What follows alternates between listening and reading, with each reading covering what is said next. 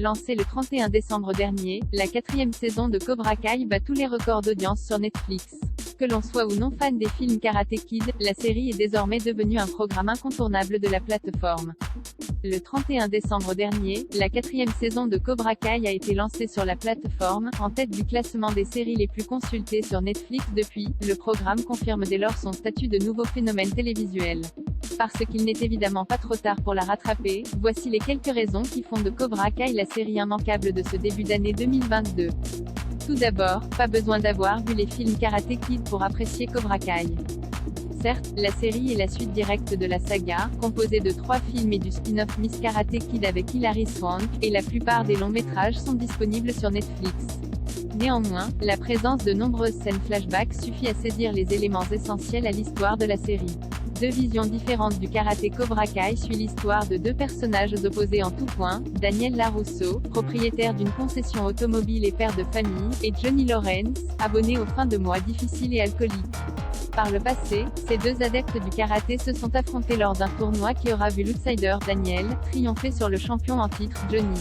Outre des trajectoires complètement différentes, les deux personnages principaux de la série possèdent également des visions antagonistes du karaté, à l'image de son regretté maître Miyagi. Daniel pratique un art martial porté sur la spiritualité, tandis que Johnny suit une voie portée sur l'attaque et la destruction de l'adversaire. À l'inverse des films, Cobra Kai a décidé de ne placer aucun des personnages au-dessus de l'autre. Bien qu'opposées, ces deux visions du karaté sont avant tout complémentaires, en témoignent les trajectoires prises par plusieurs des jeunes protagonistes de la série, notamment Samantha LaRusso, la fille de Daniel, ou encore Robbie Keane, le fils de Johnny. S'il occupe un rôle central dans l'intrigue, Johnny et Daniel se sont entourés d'une toute nouvelle génération de combattants, chargés de promouvoir ces deux visions du karaté et de mener par des biais différents de nouveaux combats alors que des rivalités naissent entre leurs deux dojos. Cobra Kai n'est pas une série opposant le camp du bien contre celui des méchants, ainsi, les spectateurs pourront choisir leur dojo préféré de la même manière que les fans d'Harry Potter s'amusent à désigner leur maison préférée parmi les 4 sections représentées à Poudlard. Entre Gryffondor, Miyagi-Do et Serpentard, Cobra Kai, faites votre choix. Plusieurs générations de Karate Kids. Le format même de la série se prête parfaitement à la consommation rapide, 4 saisons d'à peine 10 épisodes de 30 minutes chacun, soit l'idéal pour rattraper au plus vite la série.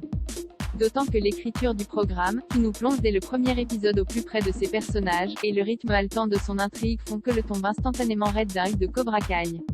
Les acteurs de la série sont également très bons. Outre Ralph Macchio et William Zabka, impériaux dans les rôles de Daniel LaRusso et Johnny Lawrence, le programme bénéficie d'une distribution de jeunes acteurs talentueux, Mary Mouse, Samantha LaRusso, Jacob Bertrand, Hope, Tane Buchanan, Robbie, ou encore Xolo Maridueña, Miguel, pour n'en citer que les principaux.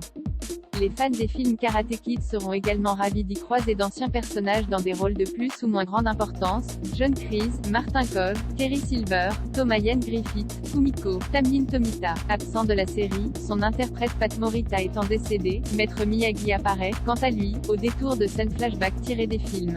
Avec une 5e saison déjà tournée, et plusieurs autres planifiées par ses créateurs, Cobra Kai semble bien parti pour s'imposer comme l'une des séries les plus populaires de ces prochaines années. Alors, qu'attendez-vous pour rejoindre le mouvement, et découvrir l'un des plus gros succès jamais enregistrés sur Netflix ?